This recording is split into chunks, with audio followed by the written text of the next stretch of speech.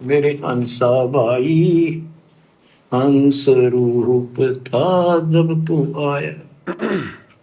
अपना स्वरूप भूल मैं भूला, ताते जीव कहाया। मेरे हंसा भाई, हंस रूप था जब तू आया। अब क्या बताते हैं, सतलोक पे आकर तुम कितने गिर के कहाँ पहुंच गए कभी छोड़। क्या कह रहे हैं गुरुदेव? मेरे हंसा भाई आत्मा को कह रहे हैं, हमें समझाने के लिए परमात्मा कह रहे हैं मेरे हंसा भाई, हंस रूप था जब तू आया। जब तू सतलोक से आया था ना काल के साथ अपनी मर्जी से, तो तू हंस रूप था, यानी तू प्योर आत्मा थी, शुद्ध आत्मा थी। लेकिन इसके साथ नीचे आने के बाद धीरे धीरे धीरे धीरे तेरे ऊपर इस काल में ये विषय विकार चढ़ा दिए। काम, क्रोध, लोभ, मद, अहंकार, पता नहीं दुनिया भर के विकार तेरे ऊपर डाल दिए। और अंत में तेरे को इसने कौवा बना के छोड़ दिया। कौवा, हंस। हंस वो होता है जो किसी को दुख ना दे, किसी को बेवजह परेशान ना करे, किसी के साथ मारपीट, लड़ाई झगड़ा, गाली गलौच ना करे, किसी का बुरा भी ना सोचे, जीव हत्या ना करे, नशा ना करे, सबके साथ प्यार प्रेम से रहे। तो सतलोक से जब हम आए थे, प्योर आत्मा थे, हमारे पास में भक्ति धन था बहुत ज्यादा।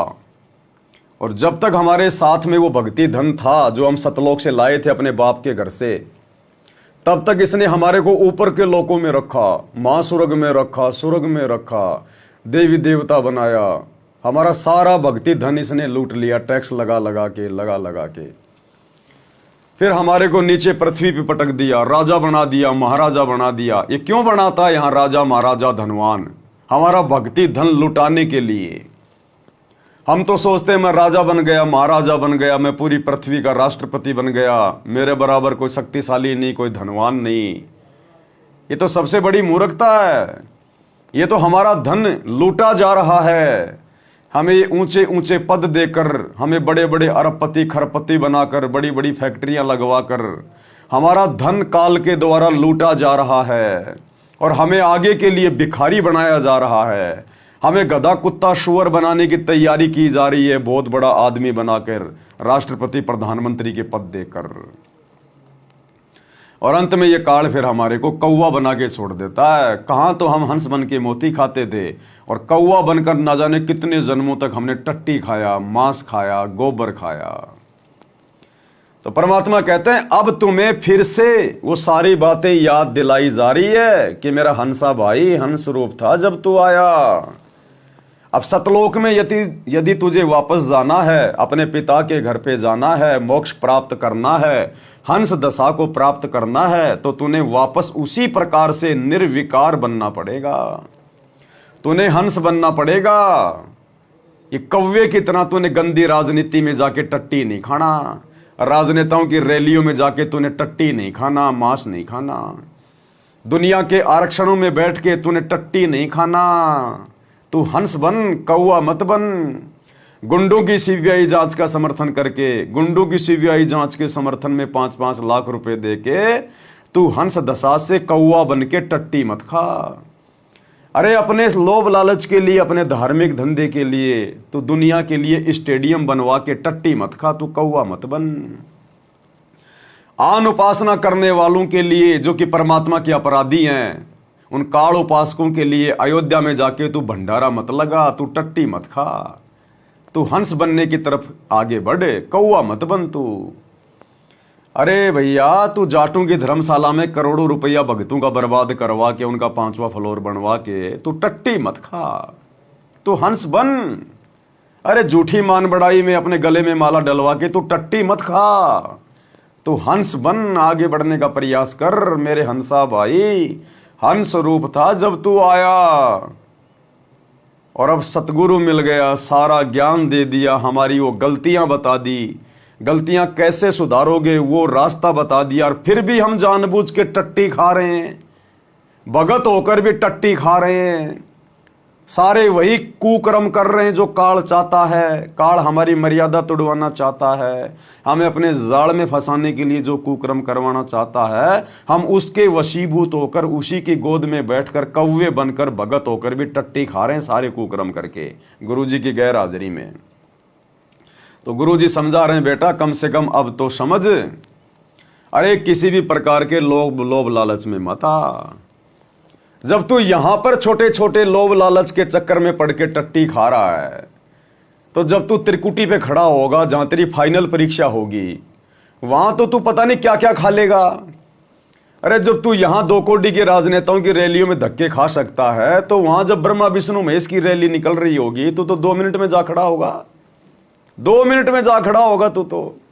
जब तू यहां भगत होकर और अपने दुनिया वाले वो लोग जिनका भक्ति से कोई मतलब नहीं, गुरुजी से कोई मतलब नहीं, जिनकी कोई क्रिया, कोई परंपरा, कोई नियम मर्यादा हमारे से मेल नहीं खाती, तो उन जाटों के साथ जाके उनकी धर्मशाला बनवा रहा, भाईचारा निभा रहा, गले में माला डलवा रहा है। अगर तुझे त्रिकुटी पे छोटा मोटा कोई देवता का कोई पद दे दिया जाए तो तुरंत गले में माला डलवा लेगा वहां पे। जब तू यहां इस काल के झूठे मान सम्मान से पीछे नहीं हट रहा, तो त्रिकुटी पे कैसे हटेगा जब तुझे इतने बड़े बड़े पद देने के लालच दिए जाएंगे। तो गुरुजी हमारी रिहर्सल करवा रहे हैं, गुरुजी हमारी परीक्षा ले रहे हैं कि बेटा जब तू यही फेल हो रहा है तो त्रिकुटी पे क्या तू खाक पास हो जाएगा? वहां तो तू 2 मिनट में टट्टी खाने के लिए जा बैठेगा काल की गोद में। और भाई और बहनों, वर्तमान में परमात्मा अपनी आत्माओं को जो भी अनुभव करवाते हैं, जो भी उनको खुली आंखों से दिखाते हैं, वो परम सत्य होता है और हम भगत भाई बहनों की परीक्षा के लिए होता है।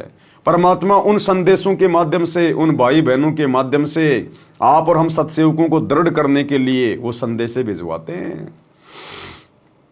बीच बीच में गुरुजी हमें चेक करते रहेंगे हर प्रकार से कि अभी इनके अंदर कोई लोभ लालच है या नहीं है, कोई मान बड़ाई अहंकार है या नहीं है, ये मेरे ज्ञान को समझ पाए या नहीं समझ पाए, इस काल की किसी भी चीज में, किसी भी झूठी चीज में इनकी आसक्ति है या नहीं है। तो परमात्मा हमें चेक करेंगे हर प्रकार से। तो कल जूली बहन की एक ऑडियो आई 5 मिनट की, परमात्मा ने खुली आंखों से उसको दिखाया जब वो भोग लगा रही थी। परमात्मा हम सत्सेवक भाई बहनों की परीक्षा ले रहे हैं। गुरुजी कह रहे हैं कि बच्चों मैं सतलोक जा रहा हूं, कौन कौन चलेगा? तो सारे के सारे भाई बहन गुरुजी के चरणों से लिपट गए, चरणों से लिपट गए परमात्मा के, हम चलेंगे हम चलेंगे। अब गुरुजी लोभ लालच देने लगे। गुरुजी ने एक तरफ सोने चांदी का ढेर लगा दिया। अरे बोलो क्या करोगे तुम, ये सोना चांदी लो, ऐश करो, आराम करो, यहां रहो। तो कोई गुरुजी का पैर नहीं छोड़ रहा, नहीं नहीं गुरुजी हम तो सतलोक ही चलेंगे, हम तो थूकते हैं इसके ऊपर। फिर गुरुजी ने और लोभ लालच दिए। अंत में गुरुजी ने दास को कहा कि ले बेटा तेरे सिर पे ये मुकुट पहना रहा हूं, तेरे को राजा बना रहा हूं पूरी दुनिया का, तो यहां राज कर पूरी दुनिया पे, ये मुकुट तेरे लिए है। तो दास ने चरण छोड़े नहीं। जूली बहन बोली भैया आप तो रो रो के और गुरुजी के चरणों से लिपटे रहे कि परमात्मा मेरा जो असली ताज है, जो असली मुकुट है, यानी जिसमें मेरी इज्जत है, जिसमें मेरा मान सम्मान है, वो तो आपके चरणों की धूल है। ये ताज हमें नहीं चाहिए परमात्मा, इस ताज के अधिकारी तो आप हो, हम तो 2 कोटि के जीव भिखारी है आपके। हमें परमात्मा ना सोना चांदी चाहिए, ना हमें ताज चाहिए, ना हमें यहाँ का कोई सुख चाहिए, ना राजा बनना ना महाराजा बनना। और गुरुजी बार बार कह रहे पैर तो छोड़ो, नहीं नहीं नहीं छोड़ेंगे, नहीं छोड़ेंगे, क्योंकि हमें पता चल गया कि गुरुजी सतलोक जा रहे हैं, तो हमने तो जाना है सतलोक, भक्ति हम तो सतलोक के लिए कर रहे हैं। तो गुरुजी ने अंत तक परीक्षा ली, हर प्रकार के लोभ लालच दिए अपना पैर छुड़वाने के लिए। पैर छुड़वाना यानी भक्ति छुड़वाना। अगर हम आत्माओं का जरा भी ध्यान संसार की किसी भी झूठी वस्तु में हो गया, लोभ लालच में हम आ गए और भक्ति को हल्के में ले लिया, वो होता है गुरुजी के पैर छोड़ना। यानी गुरुजी ने हमें यह दिखाया, गुरुजी हमें यह बताना चाह रहे हैं इन घटनाओं के माध्यम से कि बच्चों ये काल हर प्रकार से तुम्हारे साथ में छलबल करेगा, यहां भी करेगा और जब त्रिकुटी पे जाओगे वहां तो करेगा ही करेगा। तुम्हें लोभ लालच दिए जाएंगे, तुम्हें सुनहरे सुनहरे ऑफर दिए जाएंगे, एक के साथ में 3 फ्री। तुमने क्या करना है उस समय? तो वो रिहर्सल गुरुजी हमारी आज पहले करवा रहे हैं। तो जब ये ऑडियो हम भाई बहन सुनेंगे तो सब तक ये संदेशा जाएगा कि हमने अंत में क्या करना है। हमारा तो टारगेट ही सतलोक जाना है। ये सोना चांदी, घर मकान, गाड़ी, कोठियां ये बनाना थोड़ी है। ये मान बड़ाई प्राप्त करना, राजा महाराजा बनना, राष्ट्रपति बनना, पूरी दुनिया का प्रधानमंत्री बनना, ये हमारा सपना थोड़ी है। तो इस 5 मिनट की ऑडियो के माध्यम से परमेश्वर ने सर्व सतसेवक समाज को यह संदेशा दिया है कि जब तक इस शरीर में हो किसी भी लोभ लालच में नहीं आना, और अंतिम श्वास तक अपने गुरुजी के चरणों में इसी प्रकार से दृढ़ होके लगे रहना। और जब त्रिकुटी पे जाओगे तो वहां ये काल ना जाने क्या क्या प्रलोभन देगा, क्या क्या लोभ देगा, क्या क्या सवारत दिखाएगा।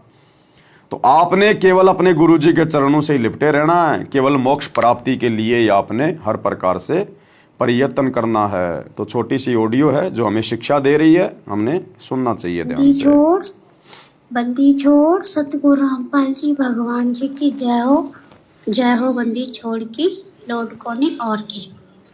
सत्ताई भाई जी दासी अभी परमात्मा जी को छोटी भोग आरती के साथ में भोग लगा रही थी, तो मालिक जी ने दर्शन दिए, परमात्मा जी ने दिखाया है। परमात्मा जी बैठे हैं बेड पे, आप जी के घर पर बेड पर बैठे हैं, और आप जी नीचे उनके चरणों में बैठे हो, और उनके चरण, एक चरण को पकड़ के आप खूब रो रहे हो, मतलब बहुत जोर जोर से रो रहे हो, उनके चरणों को छोड़ नहीं रहे हो। एक बार आपने एक वीडियो बनाया था जिस समय आपने कहा था कि हमने कहा था कि अगर हमारे गुरुजी को नहीं छोड़ा जाएगा, उसके ऊपर कोई आपने वीडियो बनाया था कि हम अपने परिवार के साथ में जान दे देंगे। तो परमात्मा सपने में आकर के कहा था, सामने प्रकट होकर के, कि बच्चा हमने तुम्हें भक्ति के लिए जीवन दिया है, खत्म करने के लिए। ऐसी उसी तरह से उसमें आप हो रहे हो, इसी तरह से आप खूब रो रहे हो। परमात्मा जी चरण पकड़ो, जैसे आप कहते हो नहीं हो, जैसे परमात्मा जी कहीं जा रहे हो ना तो हमें चरण पकड़ लेने, छोड़ने नहीं है तो ये घटना क्या थी कि गुरुजी सतलोक जा रहे थे। अब सतलोक है तो हमने जाना।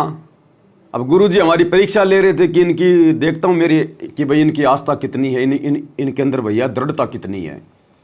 ये खाली फॉर्मेलिटी कर रहे हैं, मुझे वैसे ही भगवान मान रहे हैं, या फिर इनमें वास्तव में सतलोक जाने की वो तड़प भी है, मुझे वास्तव में परमात्मा मानते कि नहीं मानते। तो गुरुजी ने कहा भैया मैं सतलोक जा रहा हूं, चलना है क्या? तो दास चरणों के लिपट गया तुरंत उसी समय।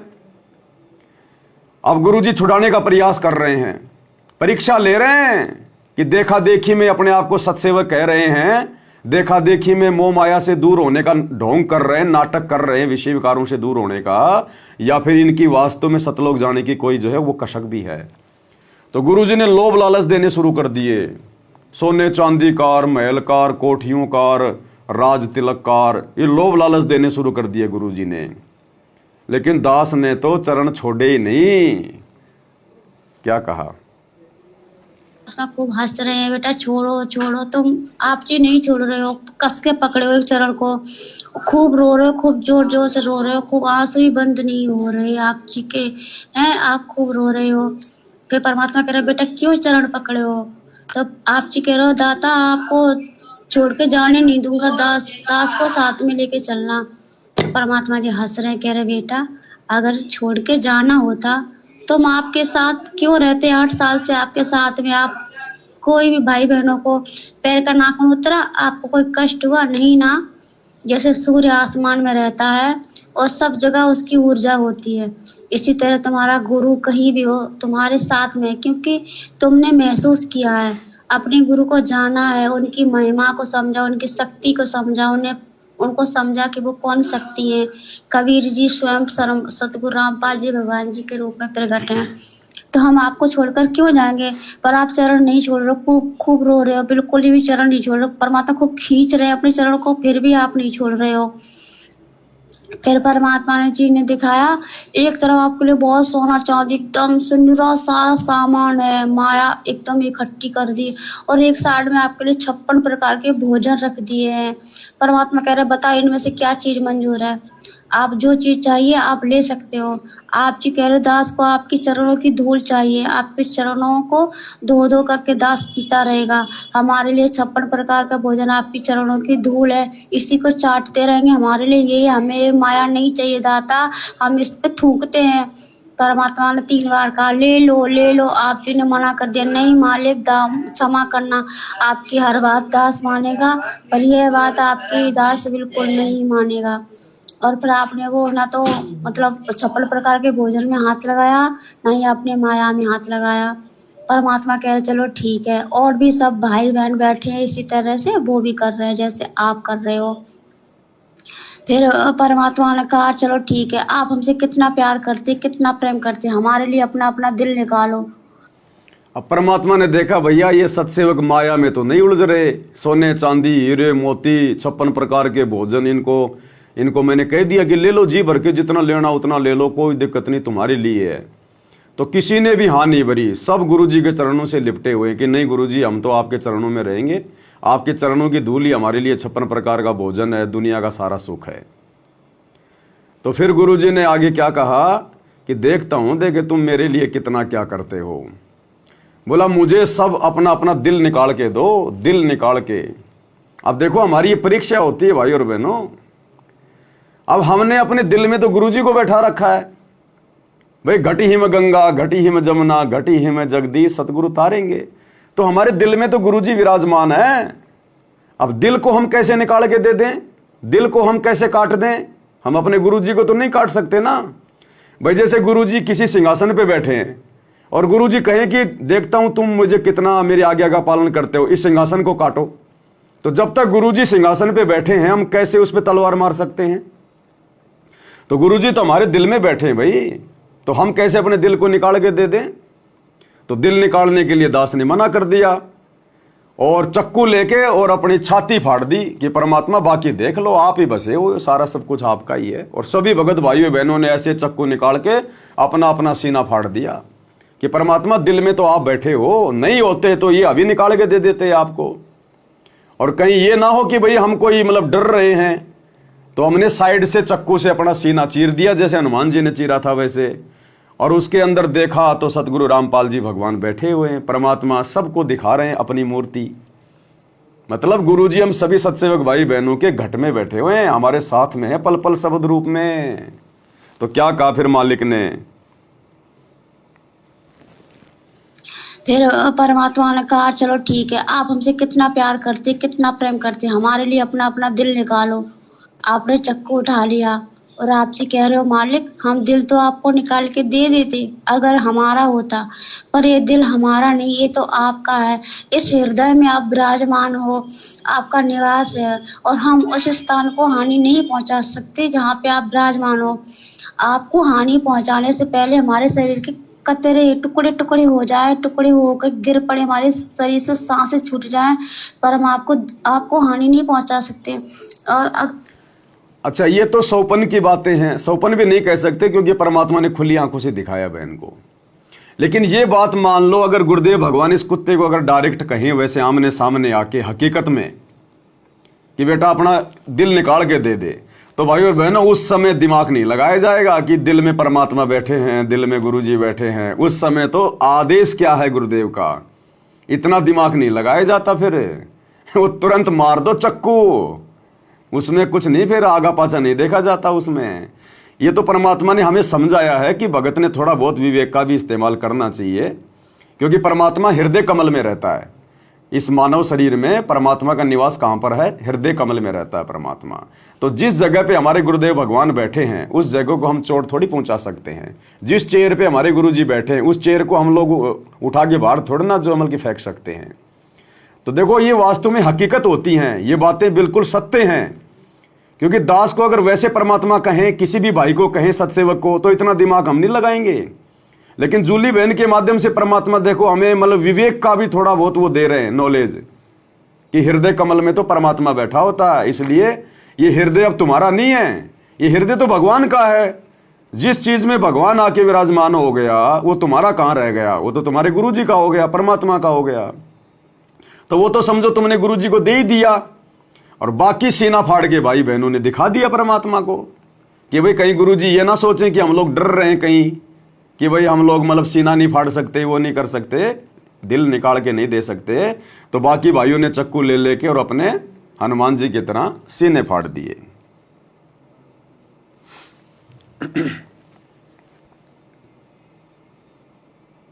अगर हमारा होता, पर ये दिल हमारा नहीं, ये तो आपका है।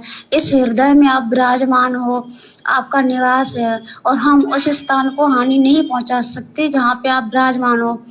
आपको हानि पहुंचाने से पहले हमारे शरीर के कतरे टुकड़े टुकड़े हो जाए, टुकड़े होकर गिर पड़े, हमारे शरीर से सांसें छूट जाएं, पर हम आपको हानि नहीं पहुंचा सकते। और अगर आप कहो तो हम आपको सीना फाड़ के दिखाएंगे। तो आप लोग एकदम चक्कू सीने में मारा, जैसे हनुमान जी के हृदय में राम जी विराजमान थे, उसी तरह से परमात्मा सतगुरु रामपाल जी भगवान जी आपके हृदय में विराजमान है और मुस्कुरा रहे हैं। दासी ने देखी तस्वीर, ऐसी तस्वीर है, पैजामा कुर्ता पहने, उस पर काले कलर का, उस पर वो डाले हुए हैं वो, अच्छा, और आगे से आशीर्वाद दे रहे, वो वाली तस्वीर आपके हृदय में है।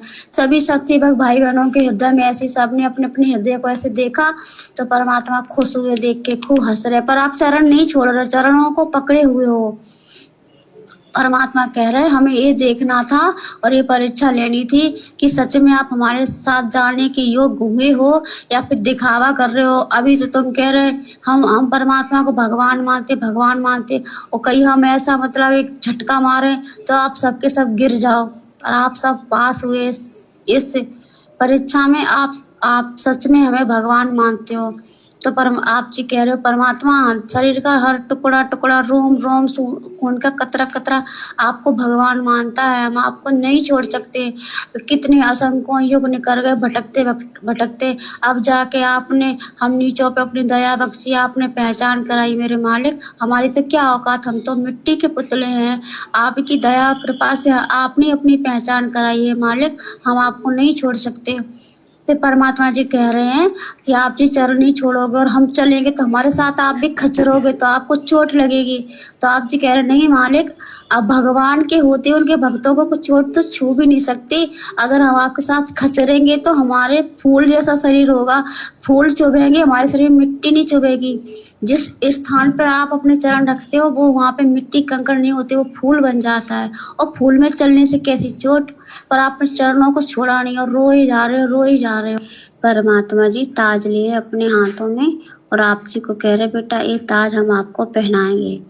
आप जी ने हाथ जोड़कर दंडवत प्रणाम करके आपने मना कर दिया कि हे परमात्मा इस दास को क्षमा करना, इस ताज के अधिकारी आप जी हो, ना कि ये दास, ये तो कुत्ता है, और हमारे ताज आपके चरणों की धूल ही इस दास के सर का ताज है। ये कह के परमात्मा ने कहा नहीं बेटा ये ताज हमने खासकर आपके लिए ही मंगाया है। अब फिर परमात्मा ने ये ताज हम आपको पहना, फिर लास्ट में परमात्मा ने और क्या लोभ लालच दिया, ताज मुकुट। परमात्मा ने ताज पहनाना चाहा, क्योंकि आने वाले समय में भाई और बहनों परमात्मा के बच्चे ही राज करेंगे। देशों के राजा जो होंगे वो परमात्मा के बच्चे होंगे आने वाले समय में। तो परमात्मा ने फिर एक ताज लिया और ताज दास को पहनाना चाहा, तो दास ने मना कर दिया, क्योंकि दास बार बार आप सभी भाई बहनों को भी कहता है कि अगर कोई ऐसा समय आ जाए, परमात्मा यदि हमें कहें कि बेटा लो तुम वहाँ के राजा बन जाओ, तुम वहाँ के प्रधानमंत्री बन जाओ, क्योंकि आने वाले समय में कोई चुनाव नहीं होंगे, ये लास्ट समय चल रहा है, ये 2-4 साल में सब कुछ तहस नहस हो लेगा, ये 2-3-4 साल में सब कुछ तहस नहस हो लेगा, ये लोकतंत्र फाकतंत्र सब कुछ भाग जाएगा, कुछ नहीं रहेगा, जो सतगुरु आदेश करेंगे वही होगा। बिना चुनाव के 1 सेकंड में गुरुजी नीचे उतार देंगे, 1 सेकंड में गुरुजी ऊपर बैठा देंगे। तो गुरुजी ने फिर दास को जो है मतलब कि राज तिलक करना चाहा, दास को ताज पहनाना चाहा, तो दास ने मना कर दिया, क्योंकि भाई और बहनों जो हमारे अंदर जो वृत्ति होगी ज्ञान को आधार बना के वही हमारी शोपन में होगी। तो दास तो भाई बहनों को मना ही करता है कि हमने तो इस गंदे ताज को भी नहीं पहनना, यहाँ का राजा महाराजा भी नहीं बनना हमने। जब इंद्र दा राज कागदा विष्टा, तो धरती का राज तो कितना गया वित्या होगा, कितना गंदा होगा यहाँ का राज। तो फिर हम भक्ति नहीं कर पाएंगे, हम फिर बैठ के आधा घंटा 1 घंटा सुमरण नहीं कर पाओगे। फिर अगर बैठ भी जाओगे तो दिमाग में वही दुनिया भर की बातें चलती रहेंगी, फिर वो सुमरण थोड़ी है, फिर वो सुमरण नहीं है। तो फिर हम भक्ति नहीं कर पाएंगे। हमने करनी भक्ति, हमने जाना सतलोक, यहाँ का राज तो हम ना जाने कितनी बार भोग चुके हैं, कोटि जन्म तू राजा की न्या। तो गुरुजी बार बार कहते रहे कि बेटा ये मुकुट मैंने स्पेशल तेरे लिए बनवाया है, यहाँ का राज्य तेरे को ही देना है। तो दास ने मना कर दिया, बिल्कुल गुरुजी के पैर नहीं छोड़े। अंत में गुरुजी ने फिर कहा कि मैं तुम लोगों की परीक्षा ले रहा था कि देखता हूं तुम्हारे अंदर यहाँ के राजपाट की थोड़ी बहुत कोई आशा है या नहीं है। शरीर मिट्टी नहीं चुभेगी। जिस स्थान पर आप अपने चरण रखते हो वो वहां पे मिट्टी कंकड़ नहीं होते, वो फूल बन जाता है। और फूल में चलने से कैसी चोट, पर आपने चरणों को छोड़ा नहीं और रोए जा रहे हो, रोए जा रहे हो। परमात्मा जी ताज लिए अपने हाथों में और आप जी को कह रहे बेटा ये ताज हम आपको पहनाएंगे। आप जी ने हाथ जोड़कर दंडवत प्रणाम करके आपने मना कर दिया कि हे परमात्मा इस दास को क्षमा करना, इस ताज के अधिकारी आप जी हो, ना कि ये दास, ये तो कुत्ता है। और हमारे ताज आपके चरणों की धूल इस दास के सर का ताज है। ये कह के परमात्मा ने कहा नहीं बेटा ये ताज हमने खासकर आपके लिए ही मंगाया है। तो आप जी ने कह दिया नहीं मालिक ये दास ये ताज नहीं पहन सकता। इतना कह के आपने परमात्मा जी के चरणों की धूल लेकर अपने सर पे डाल ली और बोले कि हे बंदी छोड़ मेरे परमपिता परमेश्वर, आपके चरणों की धूल ही इस दास के सर की ताज है। फिर परमात्मा इस बात से खूब खुश हुए और आपको सीने से लगा लिया। बस इतना ही परमात्मा ने दिखाया था। बंदी छोड़ सतगुरु रामपाल जी भगवान जी की जय हो। तो कहने का मतलब भाई और बहनों, हम सतलोक से हंस बन के आए थे और जब तक हम यहाँ सतगुरु की भक्ति करके मर्यादाओं में रह के अपने आचार विचार व्यवहार को ठीक करके विषय विकारों से दूर हट के जब तक हम पुनः हंस दशा में नहीं आएंगे, हंस नहीं बनेंगे, सच्चे भगत नहीं बनेंगे, तब तक हम वापस सतलोक जाने के अधिकारी नहीं बन सकते। तो यहाँ ना जाने कैसे कैसे लोभ लालच हमें दिए जाएंगे, दिखाए जाएंगे, क्योंकि अभी तो हमारी भक्ति शुरू हुई है। जब हमारी भक्ति धन जमा होगा तभी तो हमारे को लोभ लालच दिए जाएंगे। तो अब धीरे धीरे हम भक्ति कर रहे हैं, धीरे धीरे हमारा भक्ति धन जमा होगा। तो यहाँ तो सारा सब कुछ पाप और पुण्य के आधार से चलता है। तो यहाँ तो जो सेठ होता है उसको जल्दी पकड़ा जाता है ना, कि भाई मोटा ग्राहक है, ज्यादा सामान खरीदेगा, ज्यादा पैसा देगा। तो यहाँ तो भक्ति धन चलता है। तो हमें त्रिकुटी पे भी लालच दिए जाएंगे कि तुम्हारे को ये देवता बना देंगे, तुम्हारे को ब्रह्मा की पदवी दे देंगे, विष्णु की पदवी दे देंगे, तुम्हें देवताओं का राजा इंद्र बना देंगे। जिसके पास जितना ज्यादा धन होगा वही काल के द्वारा उनको जो है लोभ दिया जाएगा। तो गुरुजी यहीं पे हमारी रिहर्सल करवा रहे हैं कि नालायक को डगमग मत हो जाना। तुम्हें सतलोक के बारे में बता दिया, ये 21 ब्रह्मांड और यहाँ का झूठा सुख, ये तो सतलोक की 2 कॉपी है, फोटो कॉपी। जैसे एक तो ओरिजिनल मार्कशीट हो और एक उसकी फोटोकॉपी निकला ले कोई ब्लैक एंड व्हाइट, तो वो ब्लैक एंड व्हाइट नहीं चलती है। जब नौकरी लगने का समय आएगा तो ओरिजिनल ही चलेगी। तो ये तो काल ने सतलोक की फोटोकॉपी बना रखी है यहाँ पे, लेकिन ओरिजिनल सतलोक में है सारे सुख। तो हमने यहाँ देखना भी नहीं है, ये फोटोकॉपी है। फोटोकॉपी हमारे क्या काम की, लोग वैसे उसको फाड़ के फेंक देते हैं फोटोकॉपी को तो, लेकिन ओरिजिनल को कोई फाड़ के नहीं फेंकता अपनी मार्कशीट को। तो ओरिजिनल सतलोक के सुख हमें गुरुजी ने बता दिए। तो यहाँ के झूठे सुखों की तरफ राजा महाराजा बनना, देवी देवता बनना, इंद्र बनना, ब्रह्मा विष्णु महेश बनना, हमारे लिए तो कागदा बिष्टा है, काग का बीट। तो इस प्रकार हम भाई बहनों ने अपनी सोच को अपने गुरुदेव भगवान के चरणों में लगा के रखना है।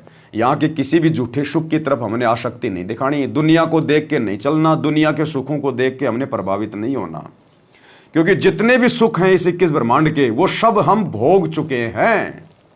हम यहाँ पर राजा महाराजा बन के, देवी देवता बन के, ब्रह्मा विष्णु महेश बन के हम ये सारे पद सारे सुख भोग चुके हैं। तभी तो हमारा नंबर आया है, तभी तो हमारा वापस सतलोक जाने का नंबर आया है।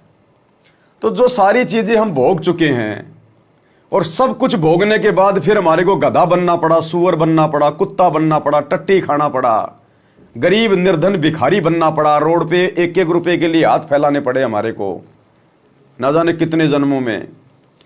तो अब क्या बनना हमारे को वापस? अगर बन भी गए तो फिर वापस उसी प्रोसीजर में आएंगे, फिर 84 में जाना पड़ेगा, गधा कुत्ता सुअर बनेंगे, रोड पे भिखारी बन के 1-1 रुपए के लिए दिए बाबा दिए बाबा दिए बाबा।